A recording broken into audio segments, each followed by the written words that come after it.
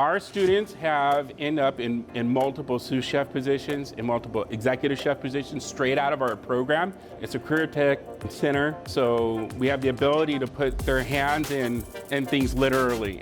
They can expect to learn the basics. We start out with quick breads and yeast breads, pastries, pies, cookies, and then we move on to things like cakes, cake building, frozen desserts, sauces, and we conclude that with plating styles.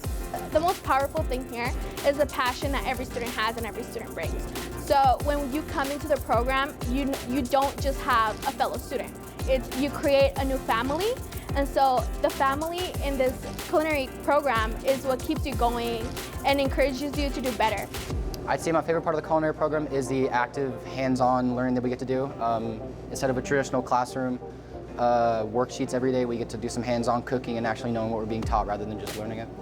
My friends are like my biggest support program from this whole thing. Like, I never would have known them if I didn't come here, and I can't see my life without them now.